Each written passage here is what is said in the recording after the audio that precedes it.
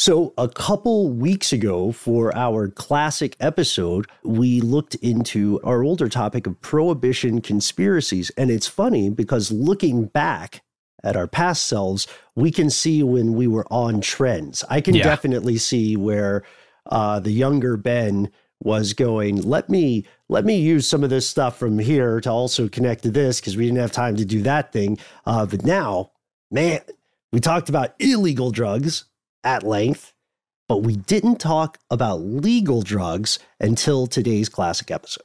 That's right. The good old pharmaceutical industry. Well, what are they getting up to? How do they make those dollars? There's just so many different kinds of drugs and classes of drugs that exist out there that you can get from your doctor. And it's the only way you can get them. A little note from your doctor and a little pad of paper. Well, let's talk about those for a minute. Do you remember when marijuana was first being decriminalized, or medical marijuana was allowed, I should say, in different states, and all of a sudden, hundreds of thousands and then millions of people discovered their cataracts and their back pain. Oh, glaucoma was just a national epidemic. A glaucoma, that's the one. Here we go. Legal drugs in America. From UFOs to ghosts and government cover-ups, history is riddled with unexplained events. You can turn back now or learn the stuff they don't want you to know. Hello. Welcome back to the show, you. My name's Matt. Hi, Matt. My name is Ben. I'd like to introduce you to our super producer, Noel Brown, who is on the ones and twos with us today. And that makes this stuff they don't want you to know. Yes, absolutely. And today we are talking about a subject that will probably interest a lot of you. Now, we want to go ahead and say at the top that this topic deals with a lot of stuff that is U.S.-centric. Yes. But we think you'll find there's a larger trend across the globe. So even if you don't live in the United States, we hope that you find this as fascinating and possibly as frightening as we do. So I guess let's just start out with some statistics. Well, yeah, let's start out with a statement. All right. We're pretty sure that the U.S. overall has a pretty serious drug problem. Right, yeah. It's not to the point where the three of us and all of you out there listeners could collectively hold an intervention for the United States. So don't write those letters for that reality show yet, but it's true. The U.S. has a pretty serious drug problem, and this drug problem is not crack. It's not cocaine. It's not marijuana. It's not heroin. And, well, technically, it's not alcohol. So what is it? It's prescription drugs or medicine. Right, yeah. And we can't air quote hard enough on that one. Check this out, ladies and gentlemen. The United States has 5% of the world's population, but consumes around 75% of prescription drugs. Yes. In 2010, enough painkillers were prescribed to medicate every American adult every 4 hours for 1 month. 52 million people in the United States over 12 years old have used prescription drugs not as medicine, but recreationally, for funsies, sometime in their life. That's right. Every day in the States, about 2,500 teens abuse painkillers for the first time. So that's the first time they've ever gone, you know, I hear that this painkiller X is really fun, man. It's not just for pain. It's for fun. Or, and this is something we'll talk about later, if you are a teenager, you may find yourself in a position where you and your buddies want to drink booze, but it's much more difficult to buy alcohol, and you say, oh, well, we'll find some painkillers or some tranquilizers, and, you know, also that maybe some illegal drug, like marijuana or something. But it leads us to this, a grand total of an estimated 8.76 million prescription drug abusers in the United States. Yeah, and we're not talking about people who have to be on prescription drugs for any reason and take them regularly. We're specifically talking about people who use them in a way that's not prescribed by a doctor. Now, we're looking again mostly at painkillers. We're looking at tranquilizers. And then a little less, we're looking at stimulants. And here's an interesting thing. I'm sure that some of you out there had your ears perk up when we said 8.76 million abusers, because the population of the United States in the hundreds of millions makes that seem like, as cold as it may sound, a relatively small number. So consider this. Fatal overdose rates have more than tripled since 1990, and it's 2015 as we record this. That's right, and the CDC officially declared that prescription drug abuse is an epidemic in the United States. So here's a question that I think a lot of people want to ask, but maybe they don't get around to it because they don't want to feel like they're asking a stupid question, but it's a great question. Why are some drugs legal and other drugs are illegal? That is a great question, and one that we're going to attempt to answer here, but would probably, and will, I'm going to say, absolutely require you to do some more research on your own, and even talking to people around you about this subject, because it's dense, and it's very gray. Yeah, gray area, that's true. Matt, I just want to say that we have done a lot of stuff on differing types of drugs, right? We did a little bit on the crack cocaine epidemic and whether the U.S. government was involved in helping terrorist groups in South America fund their activities via the drug trade. We looked at marijuana conspiracy theories, and we looked at, most recently, alcohol prohibition. And pharmaceutical companies we've looked at, and the profits that are involved there, and then lobbying and how that's associated with politics. It's all connected. So we've touched on a lot of this stuff, but this is the first time we're compiling it in an audio episode. Yeah, and this is the first time that we're really talking about this strange position that prescription drugs hold in the United States. Now, in the U.S., we have something called the Controlled Substance Act, and this lists drugs in terms of a schedule. Don't let the weird nomenclature fool you. A schedule just means several different lists. Yeah, several different categories. It's not like 9:30 p.m. DMT or anything like that. So how do we break down this thing? There are 5 categories. Schedule 1 is the most dangerous. And how do they define Schedule 1? For a drug or medicine to be considered Schedule 1, it has to meet some criteria. And here are 4 of the main things. It has to have a high potential for abuse. It has to have no currently accepted medical use, a lack of safety for use of the drug, and also no prescriptions can be written for this drug by a doctor. Right. And some of these are a little bit tricky. There's a debate over what should and shouldn't be legal that continues today. The Controlled Substance Act, for example, exempts tobacco and booze, despite the fact that these have proven dangerous effects. Critics believe that a lot of the decisions regarding some of these drugs are somewhat politically motivated. Or at least monetarily motivated. Ah, yes. Oh, Matt, I cooked up a word recently that I thought you might enjoy while we were working on the Prohibition video series that just came out past few weeks. What do you call someone who not only doesn't drink, but doesn't believe anybody else should be allowed to drink either? Ooh. A teetotal? Close. A teetotalitarian. Oh, that's great. Yeah, right? I'm a little happy with that one. I was saving it for this. Wow. Noel, what do you think? Noel, what do you think? Teetotalitarian. Is it funny? Yeah. Yeah, it's all right? Oh, yeah, it's easily.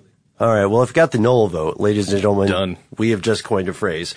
But yes, politically motivated, financially motivated, not just ideologically motivated. There are several conspiracy theories, some with more plausibility than others, right? Sure. Here we go. Like marijuana, Schedule 1. Right? Despite the fact that studies prove it does not have the same high potential for abuse, right? Yeah, the DEA's interpretation of the CSA, the Controlled Substances Act, states that a drug doesn't necessarily have to have the same high potential for abuse, like heroin, which is another Schedule 1 drug, for it to merit its placement inside Schedule 1. And that is That's interesting, right? There's got to be a reason behind that. So if you dig a little deeper, we found this quote.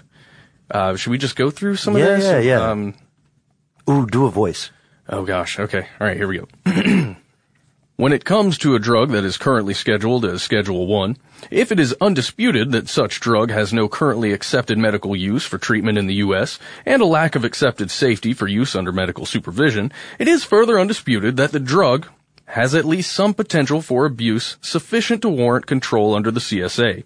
The drug must remain in Schedule 1. In such circumstances, placement of the drug in Schedules 2 through 5 would conflict with the CSA since such a drug would not meet the criterion of a currently accepted medical use and treatment in the U.S. So that's from the DEA and their denial of a petition to reschedule marijuana. And as you hear in that quotation, Schedules 2 through 5 contain drugs that are considered to have some sort of benefit when prescribed.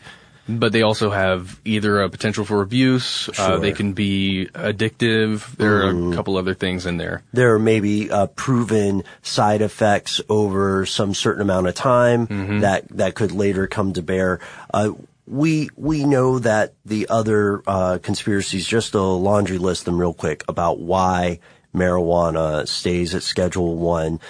There's the old story of hemp, right? And the textile manufacturing, absolutely. And it is true, if you haven't checked out our marijuana podcast with the audio and the video, we do have some interesting stuff in there about the original campaign to make marijuana illegal in the United States, because it wasn't for a very long time. Absolutely. And, for my money, we usually don't talk about our opinions here, Ben, but for my money, the amount of money that you make from having it illegal is just too much.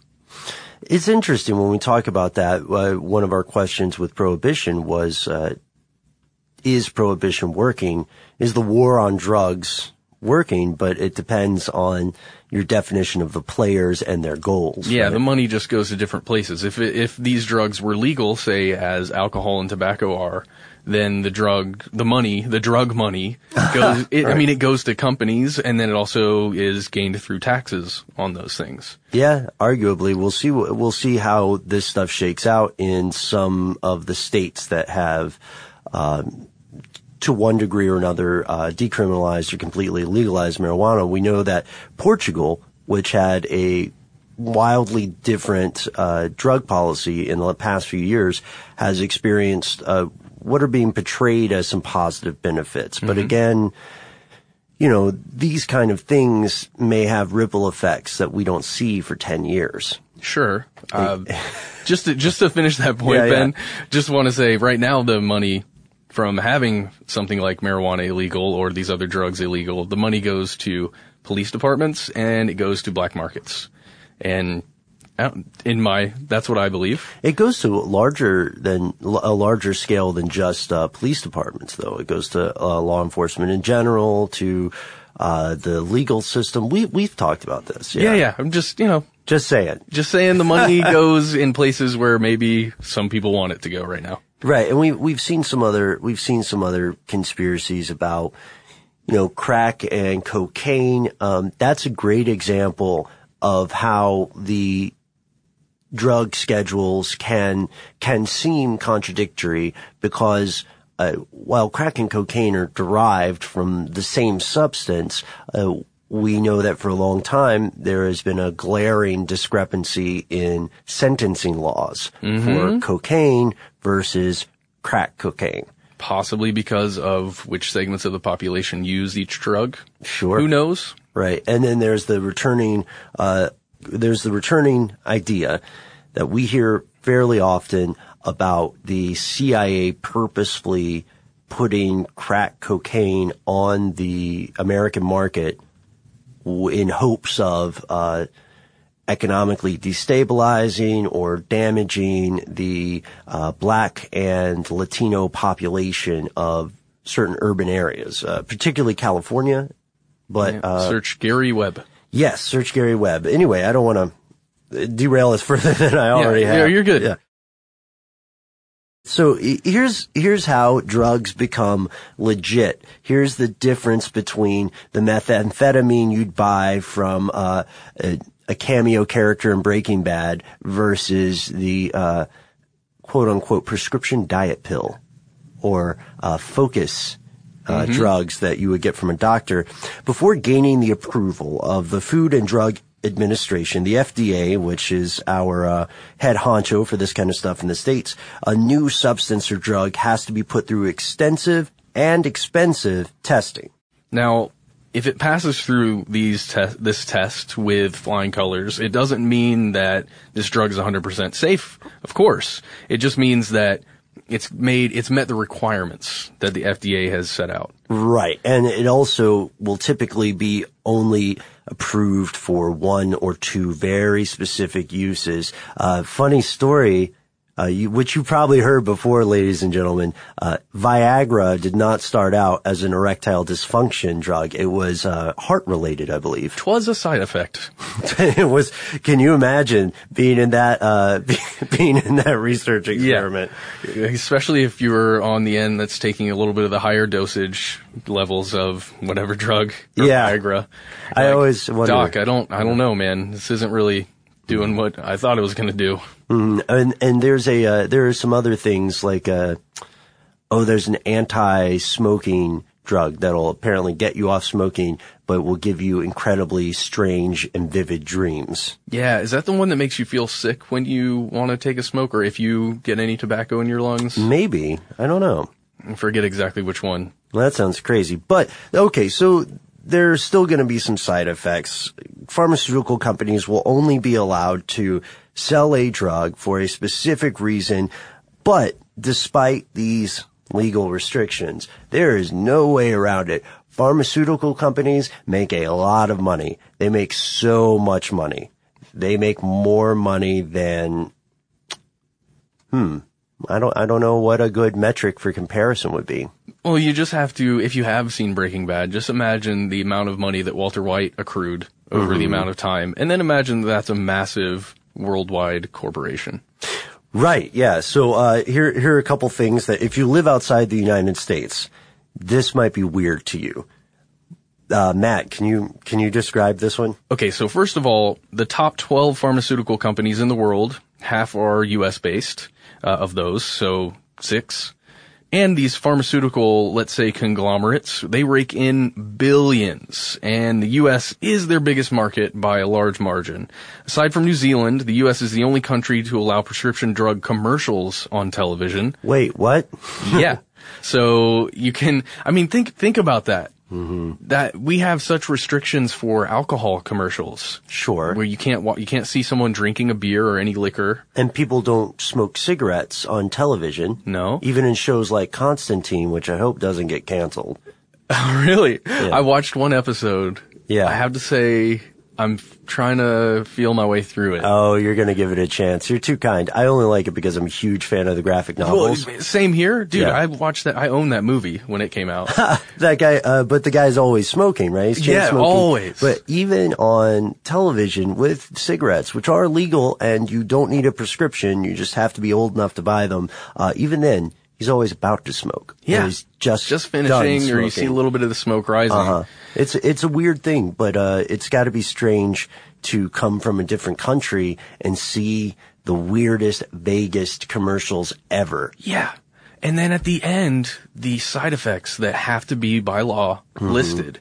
Man. And, we kind of lampoon that a little bit when Illumination Global Unlimited does their commercials with us. Oh, for Prohibitol. Yeah. For all these commercials, we have the side effects and or little legalese at the end. That's essentially what it stemmed from, those kinds of ads. Yeah, and you can see this lampooned in other things, American comedy and so forth, but at the heart of it, it's kind of weird to see just like a lady running through a field and then a kid throwing a brightly lit ball to another kid and then an old guy petting a dog and then this list of side effects. Yeah. And you don't know what the drug actually does. Well, there'll be a vague description of, do you have problems with urinating while you sleep or something like that. And, Mm-hmm. or, dry mouth. You have constant dry mouth all the time. Are you afraid of your feet? Yeah, seriously. I mean, that's what it feels like, at least. And those diseases might sound a little bit made up, but we'll get to that. Hold on. So these companies have been repeatedly accused of doing things like bribing government officials via things like lobbying that are completely legal. Yeah. Giving gifts or trips or even cold hard cash to different senators, different people in positions in the government. And that's totally illegal. The other stuff's kind of a gray area. And the lobbying is legal. It's legal. And we've talked about that. Check it out. They've also been accused of bribing doctors in the same way. So, and I've actually seen this a lot. If you go to a doctor's office, you've probably seen it too. There will be specific prescriptions and like samples set up in places, and the doctor maybe will recommend a certain thing, a certain drug to you. Sure. Even if if you're aware of multiple things that you could be taking or prescriptions, there's one that your doctor tells you should use. And you can request the generic one. That's true. But some doctors will say, no, the only thing that can fix your chronic fear of your feet is, Specifitol or whatever. Yeah, the insistence. Even things like, vitamins. Sure. There are prescription vitamins that are made by these drug companies. Now, also, to be fair, we know that this kind of business is legal as well. It's arguably unethical, but it's also part of a business that they've been doing. They're not breaking the law when they do this necessarily, but despite these numerous fines, because they do get fined for ethic violations, Big Pharma soldiers on. And well, yeah, because they get fined a certain amount of money, and you can just factor that into your cost of doing business. Right, yeah. So what is, for instance, a $30 million fine to a company that is making hundreds of millions off of that one slightly unethical action, right? Yeah, it's nothing. And the DOJ, the Department of Justice, has repeatedly seemed like it was going to come down hard on some of these companies, and they have received fines. But those are just proven cases against pharmaceutical companies. So, Matt, what about the crazy stuff? Well, some people would posit that drug companies maybe aren't necessarily just manufacturing the cure for a disease, but they're also manufacturing a problem or disease itself. And this goes back to some very old theories. The idea that a cure for cancer or that a cure for HIV exists, but that due to a need or desire for consistent revenue, instead of introducing that cure, there are treatments introduced. That's right. And I hate to keep harping on this, but it goes back to the conspiracies that a lot of the law enforcement budgeting and money that goes into that comes from keeping a controlled opposition that is always there that they need to fight. These are conspiracies about the prohibition of marijuana and other drugs. So you're comparing them, the structure. I'm comparing the structure exactly, because if you don't have something out there that you have to fight, that you have to spend money to fight, then, how are you going to get that revenue, or at least increased revenue over time? I see what you're saying. And I think that often when we hear these kind of ideas, one of the things as a pet peeve of mine is when you hear this idea of a cure for cancer. Cancer is such an umbrella term for so many very different things. And we're still finding out what exactly it is. Right, yeah. When we did our series on immortality, and we found that the closest thing there is to a living, immortal human being is the cancer cells of Henrietta Lacks. Yes, the HeLa cells. And several of our other partners on the How Stuff Works channels have done some episodes on this stuff to blow your mind, stuff you should know. But with that being said, it is conceivable. The motivation is there in theory to say, we're not going to give you a pill that will fix this chronic condition or an injection that will fix this. What we will give you, however, is a prescription for a series of injections and a pill you can take every day. Yep. At $5 a pill, at $30 a pill, at $287 per pill, right? Yeah. And this goes, in my mind, from everything from the idea that there's halitosis, or, you know, that's a something that's talked about a lot. Sure. Halitosis, this idea of bad breath, but there are just things that decompose in your mouth and then you get bad breath and that's what happens. It's not a thing that you can really combat in that way. Mm-hmm. It's not a thing you take a drug for, at least most of the time. That then you look at things like, what if the side effects of the drug that you're already prescribed to then need a prescription? And then it begins to stack on each one has a side effect that you have to take. And, you know, my grandfather, when he was around, he took so many prescription pills, and he went through one time and told me, yeah, well, I take this one specifically for my heart, and then this one is to combat this because of my heart medication. My blood or something, yeah. Yeah. And it's insane how it stacks up that way. Yeah, and it's not necessarily, look, guys, the best way to say this is not that we are accusing Eli Lilly or Pfizer or anybody like that of purposefully doing stuff like this, because again, we know that when the FDA approves a drug, it approves it for very specific things. Both the government and the corporations do their best to figure out if there are going to be side effects. But if you get to a point where you're saving somebody's life, right, and the way that you're saving their life endangers their life in some other way, right? Like there are drugs that are good for some conditions, but hell on your kidneys, right? And then you have to take something for that.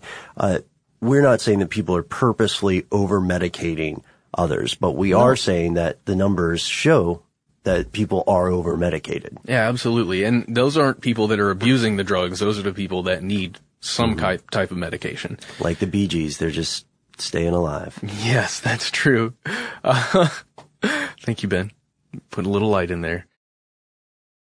Yeah, my head goes to dark places when I think about this stuff. And again, I want to put a caveat in there too. It sounds like I'm, I don't know, really gung-ho for this when I'm hearing myself talk on this podcast, but there's a lot of research to be done here. There's a lot more information that we're not even talking about, and I don't want you to get from what I'm saying a view that we're saying any of those things, that we're attacking these people right on. Because to me, you even have to look at the FDA, and you have to look at revolving door policies, and you have to look at, there's a lot of stuff to cover in there.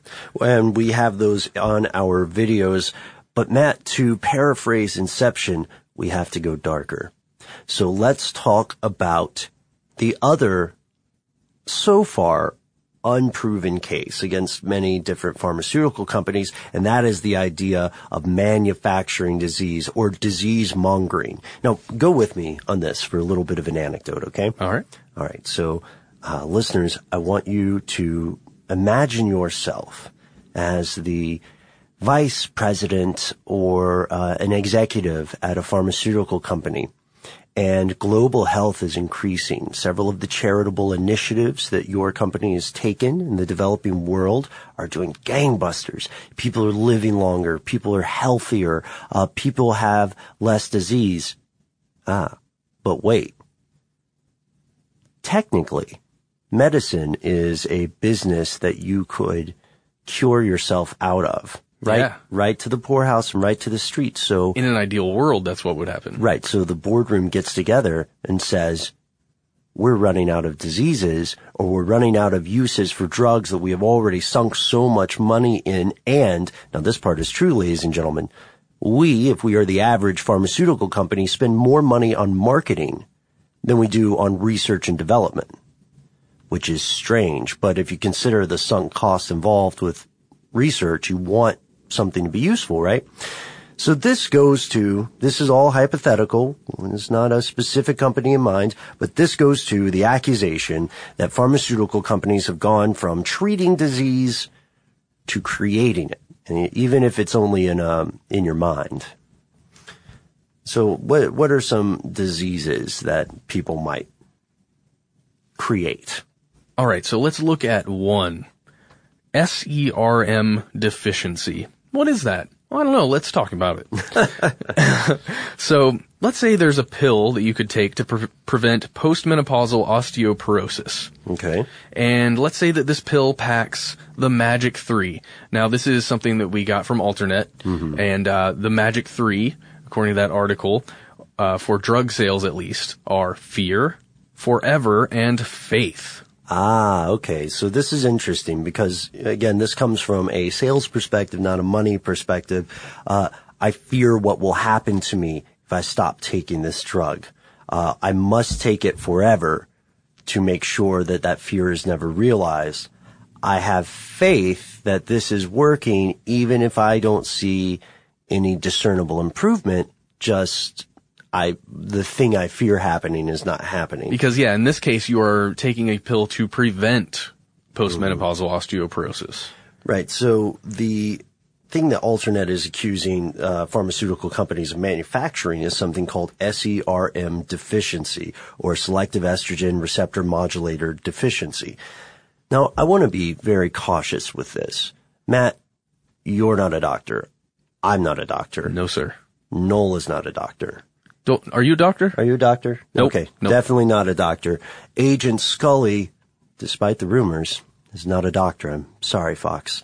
But the point we're making is that we are not in any way trying to cast aspersion on you if you feel like you have one of those conditions, right? But we are saying that this is just an example of something that people look at as a manufactured disease. And here's something that I wanted to ask you about, Matt, because if we skip down this list, you can read the whole article and see some of the stuff they have, but if we skip down this list, we'll see one of these is adult autism, ADHD, and social interaction difficulties. Now, this is something that we know has become tremendously controversial. And you and I have received a lot of email and a lot of Facebook messages over the years about the nature of this stuff, right? Yeah. Well, and I also have a little personal experience. I think I've said this before. My wife is a school psychologist and works with a lot of children who are prescribed drugs for ADHD and people with autism as well. And there are a whole host of drugs that these kids and adults are on. And, I don't know, all this stuff throws up a lot of red flags for me.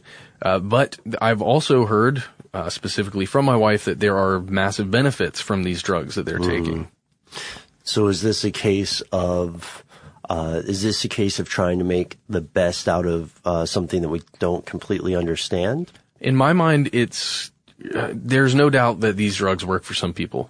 Okay, but that maybe not across the board. For me, there's also no doubt that, and I think a lot of doctors would back me up on this, that children especially are being overprescribed a lot of these drugs because they're being diagnosed earlier and earlier, and perhaps that diagnosis is a bit premature. You know, I noticed that you and I are of the generation where psychoactive drugs began being prescribed to children at younger and younger ages, you know, and these were heavy-hitting things like Zoloft. Yeah. Riddled was huge when I was coming up. Riddled was huge. I don't know what the statute of limitations are on this kind of thing, but one time when I was just a wee young tyke, someone tried to sell me Riddled on the school bus. Nice. I didn't buy it. I was saving, so dumb. I was saving money for a G.I. Joe. Well, but I felt super cool. And I felt like I had my wits about me enough that I knew not to say, I can't buy drugs because I'm saving up for a G.I. Joe. You just said no. I just said no and like coolly looked out the window. Put your shades on. I wish I had shades. Anyhow, regarding this idea that there would be overly aggressive prescribing, that there would be manufactured diseases. I love that you pointed out halitosis because that is one of the big ones. The idea of Listerine is often foisted upon things. And if anybody has not seen, again, any of our stuff about Edward Bernays, he was the king of this kind of inventing the market, right? And at the current time, that's where this stands. This is a multi-billion-dollar industry. The United States is one of the biggest markets. We haven't even touched upon the huge battle that's going on between pharmaceutical companies and drug manufacturers in the developing world who want to be able to manufacture generic versions of drugs, like retroviral stuff for HIV, because, frankly, quite a few of the people with these diseases cannot afford the fees. And will never be able to afford the fees. And that's a whole nother debate. Yeah. Just about the humanity. That's a question we have to ask ourselves. Where is that line between a company that needs to make profits off of their thing, and then saving human beings from a problem, from a serious issue that you do have a way to save them. And it also goes into disease targeting. Are there certain diseases that will never receive R&D because either not enough people have it, right? It's too rare, or not the right sort of drug buying demographic has it. Yeah. And we see a lot of stuff that comes and goes. There are medical fads, there are medical scares, there are serious medical conditions that are often widely ignored for a long time, right? And you and I have talked before off air about whether there is a rise in mental illness in the United States due to the environment in which people live, right? Or whether there are just more sophisticated diagnostic tools, right? Yeah. And currently, that's that other gray area where it's kind of both, at least if you take a hard look at it. Yeah, it's weird. There's the same thing with the internet, right? There are no more skeletons, there are no more closets. It's just easier to see inside. Yeah. Oh, we didn't even talk about that creepy Salt Lake City. I know it's totally unrelated. Oh, yeah, this is way out of left field. But just the last thing, this Salt Lake City daycare center, or is it? It's very bright and green. It looks nice and happy, but nobody seems to be going in and out, Ben. Yeah, and shout out to, of course, the conspiracy subreddit. They're on Reddit for hippiness to this. We're going to look into it and maybe get back to you on it. That's just a little bit of a teaser. I just have to say that we are moving away from this place. We're leaving Buckhead. This is the last podcast you're going to hear that was recorded in this space. So really, you know what? Let's just take in the ambient sounds, okay? Let's give it 5 seconds, Ben. You ready?